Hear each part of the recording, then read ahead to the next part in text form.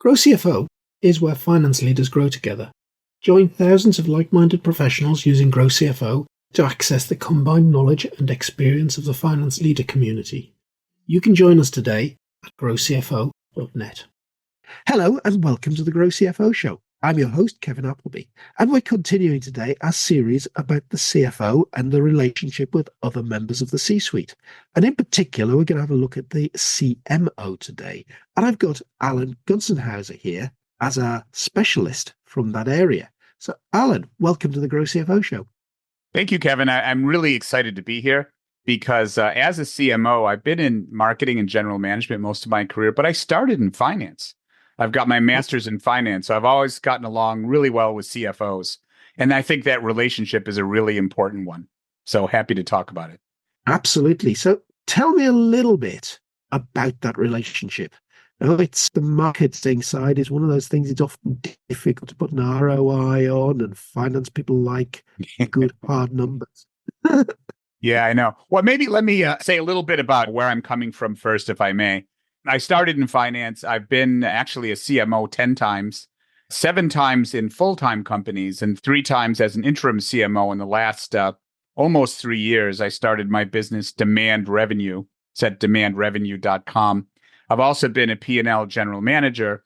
And 3 years ago, and I was an analyst for Serious Decisions and Forrester in the CMO Executive Advisory Group. So in my 6 years there, I mentored over 100 CMOs, and I continue to do that in my business Demand Revenue today, either as an interim CMO or a mentor and advisor to CMOs or doing projects with CMOs and their teams. So to get to your question, yeah, I think the relationship is very critical. I think there may be 5 areas where CMOs and CFOs can work together, and we can talk about each of them.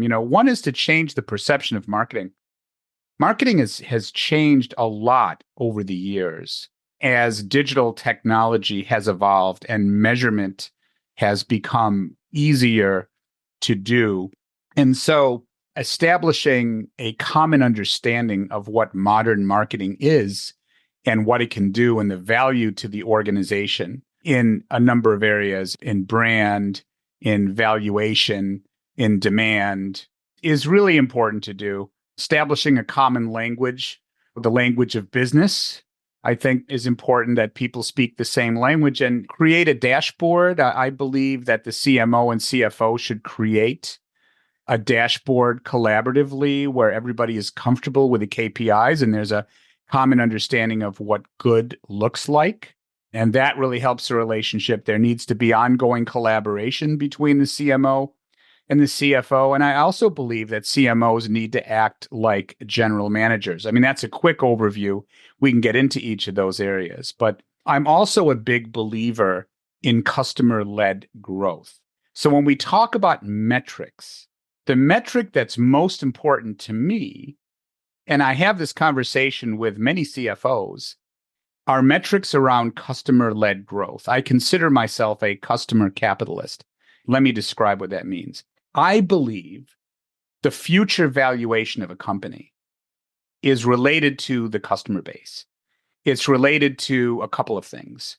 Once companies get to a certain point and they have customers, it's related to net revenue retention, number one, and the number of customer promoters and advocates that bring you new business. If you add your net revenue retention and the new business you're getting from customer referrals, that's the value of your customer base. And looking at things like lifetime value of customers and retention and new business from existing customers, that's how you can grow. And I believe those are the most important financial metrics because that will predict your future success versus just looking at metrics in the rearview mirror. Obviously, revenue, profitability, all of those metrics are very important. But the value of your brand and the value of your relationship with customers, things like Net Promoter Score and acting on customer input in terms of what they love about you and the things that you need to change is critically important in growing your business. Does that make sense? That makes total sense. And actually, from that point of view, Alan, we're very much on the same page. I'm always talking and one of the things that I teach in the classroom is KPI dashboards. And I'm always saying that, look, you talk about key performance indicators, Yep. not key result indicators. A key performance indicator should be a predictor of what you're going to do in the future. Yes. Key result indicator is a record of what you've achieved now and in the past. Yes. Everything that has a dollar sign in front of it is not a KPI, it's a KRI, key result Key indicator. result. You can't drive your business, as you say, looking through the rearview mirror. Yes. Mm. So when I look at metrics and work with CFOs to develop what good looks like in metrics, and by the way, I've also taught at universities. I've taught like finance marketing classes at a local university in Boston. I'm in the Boston area. But when I look at metrics that are important, dashboard metrics, there are four classes of metrics. The first are activities that show how busy marketing is, how many emails did we send out, how many of the those metrics are only important internal to marketing, not to the C-suite. Right. Folks don't care. They want to know what are the results? What do you get from it? What are the outputs? So the second level of metrics are outputs, which can predict things like how many demos did you get? How many trials did you do? How many freemiums did you do? How many major accounts that you were targeting with your ABM responded and came back to you? Those are output or result metrics that can be predictive of the next class, which are, as you're talking about, impact metrics. What's the revenue? What's the profitability? What's, net promoter score is probably an output that's predictive also. But those metrics are kind of key results as you mentioned them. And then there's a fourth class, and these are the things that marketing needs. I call them readiness. What are the things that marketing needs to be successful? So the first set of metrics, activity is only internal to marketing. The result or output, the impact metrics, and the readiness are important for the C-suite to see. Does that make sense? Makes total sense. Tell me a little bit more about Net Promoter Score. Net Promoter Score, the person that started, Fred Reichheld, has been at Bain for 40 years. And he started Net Promoter Score 20 years ago. And it's a very popular metric, often misused metric. That's pretty simple. You give customers the opportunity to rate their likelihood to recommend your brand on a 0 to 10 scale. 9s and 10s are promoters, those that really love your brand and will recommend it to others. 7s and 8s are called passives. They're kind of in the middle. You're not sure where they are. You'd like to bring them over to be a promoter, but they're not a promoter yet, unless they're 9s and 10s. And then 0s to 6s are detractors. Those are folks negative on your brand. So it's important to understand each of those three groups. And you always have a question, why did you say that? So the detractors are like gold because they give you specific feedback you can use to improve your value proposition, whether it's product, price. Normally it isn't price, but whether it's product, your customer support, your communication, whatever it is. I've actually used that input to go from last to first at one company that I was CMO of North America at. We were last. There was an oligopoly of dental implant suppliers. We were last in terms of customer satisfaction. And we use that input to get from last to first, putting a cross-functional team together. It's not just marketing, but it's, could be finance, could be how the invoice looks, could be the invoice is arcane to the customer, could be anything, could be communication, could be support, could be product issues. But getting negative feedback is like gold. And Fred, who is the father of NPS, came out with his latest book is called Winning on Purpose. And it's all about customer-led growth. He's actually invested in the stock market and made millions by investing in those companies that get how to love customers. And what he says is only 10% know how to do it right. So this is a book that I would recommend every CEO, CFO, CMO to read and absorb. It's a masterpiece. It's really, really good. Highly recommend it. And in his new book, he talks about NPS 3.0 and a new metric that he's calling earned growth. And this metric is what I said before. It's net revenue retention plus the new business you get from promoter referrals. So you're measuring Net Promoter Score. Ideally, you should be looking for Net Promoter Score to be increasing. So Yes. the average number you've got across the totality of your customers is going up. Now, would Yes. you be targeting specific customers?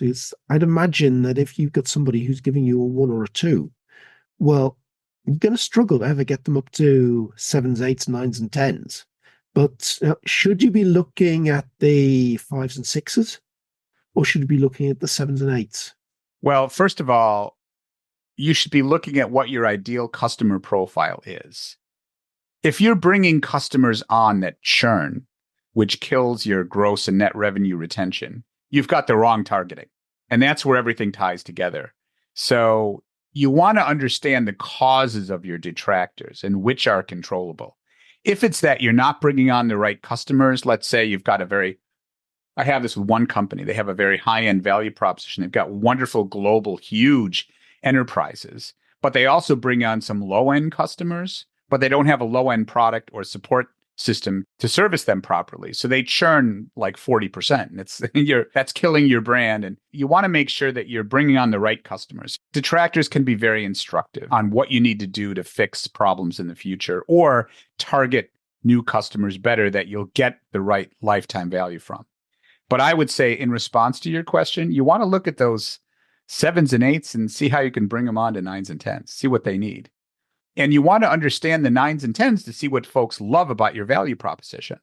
But ultimately, it's important that you also have a clear vision of your ideal customer profile and cross-functional alignment around that, because a lot of companies have an issue with that.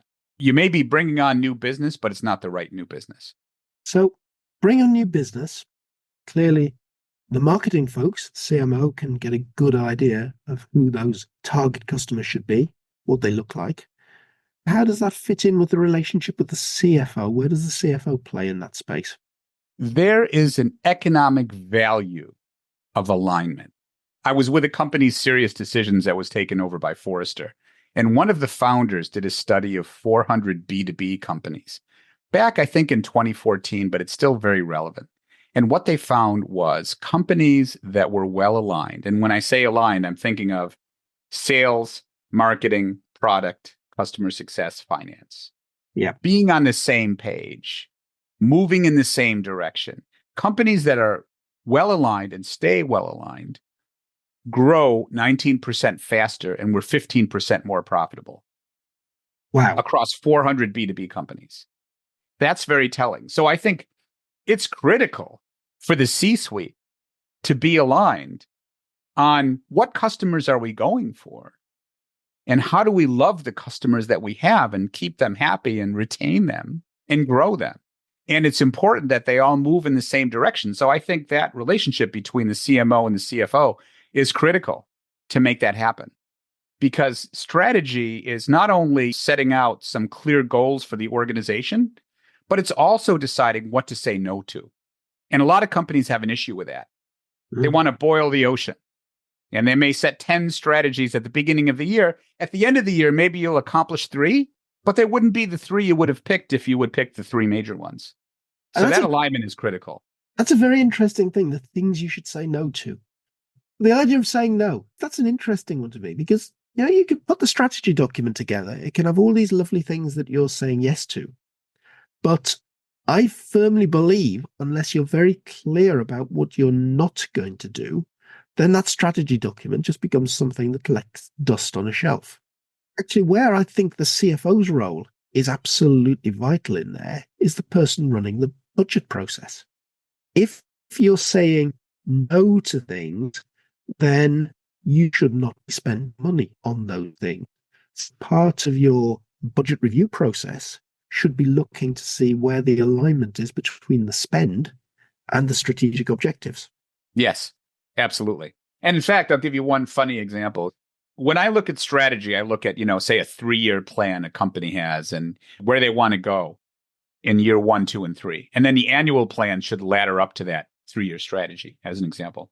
When I look at annual planning, one of the most popular templates I've helped CMOs with looking at annual planning is a document that's called Marketing Will/Will Not List, to make it clear to the organization what marketing is not going to focus on. Because if they focus on everything, they're focusing on nothing. I totally agree. If you take that will focus on, will not focus on, if I renamed out with a finance hat, that would be a zero-based budget, justifying everything from first principles. Yeah. And well remember a position where I was working a turnaround team with my own organization at the time that was in trouble. And sitting down talking to the marketing team, literally going through every line in the budget and saying, okay, we're in trouble. How do you justify that? How do you justify that? Yeah. How do you justify that? And getting a very clear list of these are the small number of things that we need to push to try and turn the business round. Right. Here are all the things that we can no longer afford in this present climate. And when you do that, it's important to have both a short-term and a long-term look. Oh, yes. Because I wrote another blog, it's on my website, and it's passing in the rain, something like that, in this economic climate, which has a lot of headwinds. What should marketing be cutting? And what should marketing be investing in? Yes. And you can cut things like, multiple agencies and content that isn't being used. And I firmly believe that CMOs should do that proactively, not after being asked by the CFO to cut things, but they should always look at what's working and what isn't to the best of their ability.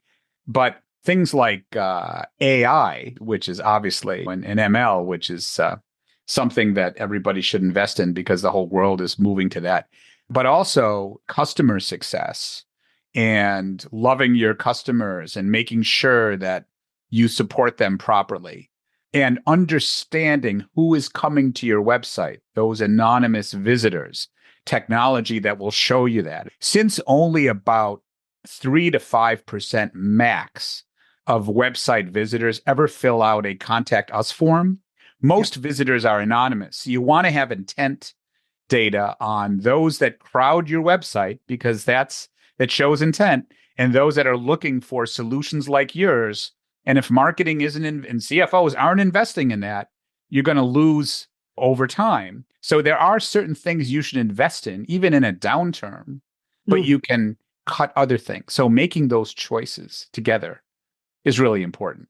That's why the relationship between the CMO and CFO is really critical. I think there are 6 or 7 levers that you can work on the back of growing the business. And if you can move each lever by 10%, you can make a big difference. Yeah. First one is suspects. And suspects to me is all of those people visiting your website. Yes. Second one is prospects. Those people that actually did click something and fill a form in. Third one is then customers themselves. But then if we can go on and look at the retention, value per customer, lifetime value, all of those things, I think you've got another thing you can move. And then there's your referral one. Well, there's 5 levers that we can pull. Pull each of those by 10%. Compound effect could be 50%. And there are other levers too. You could look at what regions you're operating in. You can look at what departments or you're marketing to. You've got M&A as a potential lever. You have new products. And then you have productivity, one that's often not thought about, and that's alignment. Yeah. All of those can help you be more productive and more profitable. Okay. Going back to those 5 strategies that you gave me in the book, started talking about changing the perception of marketing. What's the CMO going to do around that? Is that entirely the CMO that needs to do that? Or do the rest of the C-suite need to be on board changing the perception as well? I think the C-suite need to be on board, but it's up to the CMO first to communicate that effectively and develop relationships with the C-suite. Actually, on my website, demandrevenue.com, similarly, you're doing a series on the relationship of the CFO to all their peers on the C-suite.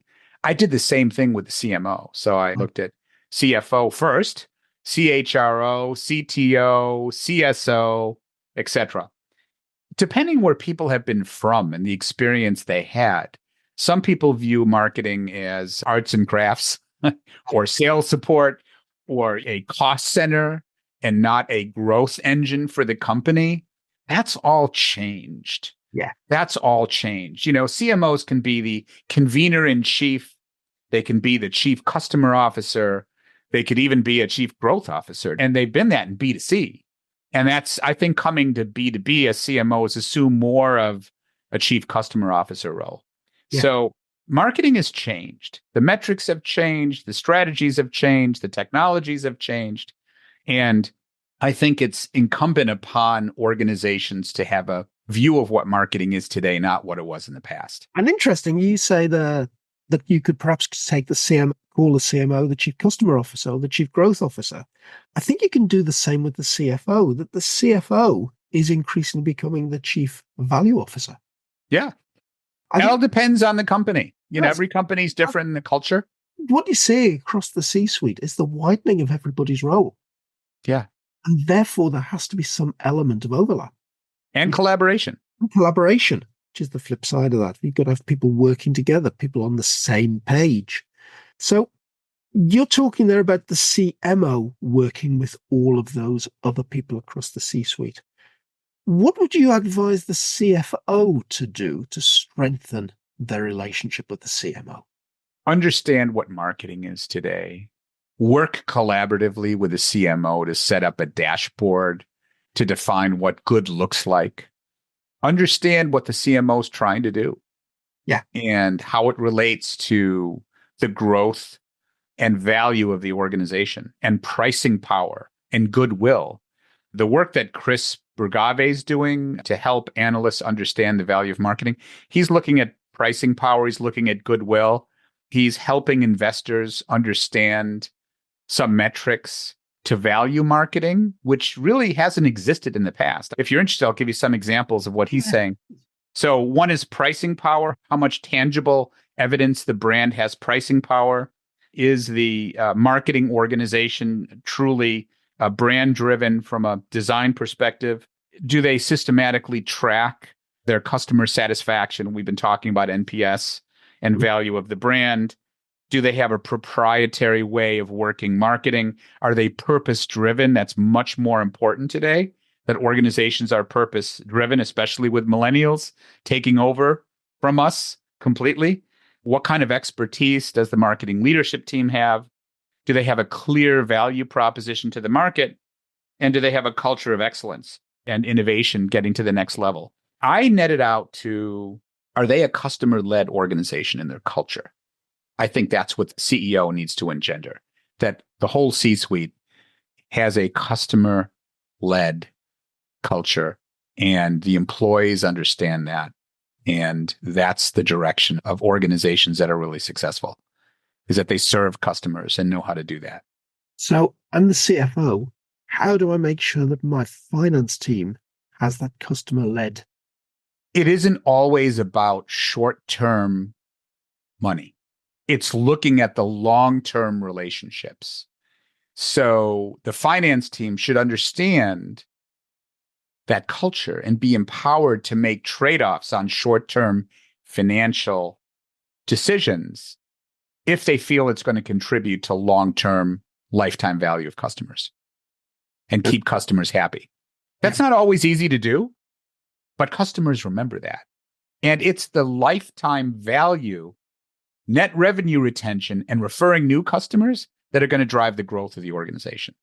So if you keep your customers happy and love you, if you love your customers, that's why Winning on Purpose is a great book for CFOs to read. I strongly recommend that. Fred Reichel's book on customer-led growth is great. And let's face it, if you're part of the invoicing accounts receivable team within finance, you are a primary point of contact with the customer. You are. Therefore, how you respond to any requests from the customer for an invoice alteration, for a refund, for a credit, all of those things, you're having a direct impact on how the customer feels about you. Absolutely. Every touch point with customers is really important. Yeah. In the overall experience. Yeah. And that overall experience drives long-term corporate value. So it's thinking long-term growth, long-term customer satisfaction, lifetime value, net retention, keeping your customers happy and loving customers, all functions in the organization. And that's part of having a customer culture. Indeed. You mentioned in those 5 points originally, Alan, establish a common language. Having that common language right across the business must therefore be somewhat key to establishing that customer culture. Yes. When I talk to CMOs, I say, don't use marketing speak, learn the business language. Yeah. Talk like the CFO and the CEO, speak the same language. There are a lot of, maybe arcane terms in marketing that not everybody's going to understand. So you keep that within marketing. Yeah. Give me a few examples of those. What are the ones we ought to be avoiding? Some of the web responses you get, geez, I'm trying to think off. There are a bunch when you're looking at people responding on your website and where they respond. Yes. Alan, what would you advise the CFO to do who's got a maybe less than good relationship with the CMO? There's a rocky relationship there. There's been a little bit of conflict. What sort of things would you advise a CFO to do to improve that sort of relationship? First of all, I'd meet once a month, try to sit down and break bread together and just begin to understand each other. I mean, if there's a rocky relationship, that's a real shame. When I started with Serious Decisions and Forrester, the first research piece I wrote was that relationship, CMO-CFO. So I think sitting down, really understanding each other. Everybody has pressures. And it's hard, I imagine, with CFOs because they have to balance everyone's needs. And they have to say no. A lot of times when maybe they don't want to say no, but there's only so much budget. And the company has priorities. And this year you may want to invest more in product or customer success because of some issues, and less in marketing or more marketing in some years. So I think it's always helpful for people to understand each other, sit down and have a conversation. Understand. And in that situation, probably face to face if they can. Understand why the thing that's causing conflict is so important to the other person. Exactly. I think there must be something in there to do with values, core values of individuals, that you need to understand what each person has at the core of their value for doing the job. Exactly. Yeah, almost. Yeah. They're both trying to do their job. And the other thing that I've also found helpful is different personalities. I'm a big believer in Myers-Briggs. I've taken teams through that. And sometimes people don't get along because they're opposite personality types. Like, for example, I'm an ENTP. So I'm a big extrovert, intuitive, a thinker, a perceiver. An opposite personality type would be like an ISTJ. Yeah. Introvert, got to see something to believe it, thinker, and judgmental. Yeah. You put those two people in the same room, they have opposite personality types.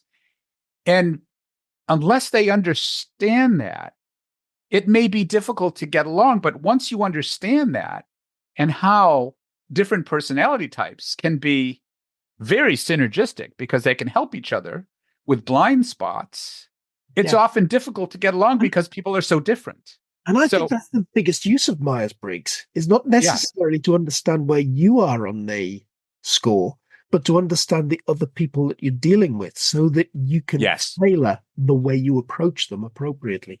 Exactly. I think it's really valuable for both. Another one that I like that is the disc profile. And I actually had on here an interesting guest who has turned the disc into 4 bird types, Merrick Rosenberg. And he defines eagles, who are typically the CEO in the business, wants the big picture, the 10,000 feet view, a lot of detail. Then there's the parrot, wants to chat about things a lot. They said, okay, you find most of your parrots in sales and marketing. They want to talk it through, they chat about it, whatever. Then you'll get the doves. And the doves are, oh, well, we'll have to make sure that everybody's all right in here. We'll have to look after Yeah. people also. They're most to be in HR. Yeah. Then you get the owls. They want all the detail. They know everything about it. They want to analyze it inside out. They want to be the wise old owl. And that's your CFO. How That's interesting. huge stereotyping. And Merrick went on to say, well, nobody is purely one bird. They're usually a mixture of two. Yeah. But at the same time, understand if you can say, well, I know I'm going to talk to a parrot. Okay. I can't just give all the detail. I've got to chat around this a bit. Yes. I'm going to see the CEO. Well, I'm definitely not going to give the CEO the 20-page spreadsheet that I've put together about this. I want to give him figures. Right. That I thought was incredibly powerful. Absolutely. No, I love that. And I also, sometimes I take CMOs through. I work with a lot of private equity portfolio companies. So I work with CMOs and chief customer officers a lot. And I have a presentation that talks about how you present to a very senior person and team and what the advice on what to do and what not to do. How to share good news, how to share bad news, how to get consensus. It's a process. Yeah, indeed. Things to think about. So yeah, no, I love all this, whether it's Myers-Briggs, I'm very familiar with DISC. I've taken DISC. I'm very high on the D and then I drop off. I don't know. That's what I remember. There's signature themes. There's the one you mentioned. They're all, I think, very valuable. Yeah. So in summer, in sort of closing down, if you are thinking about, could the CMO become a successful CFO or could the CFO become a successful CMO? Which would be the best, given you're coming into marketing from a finance background?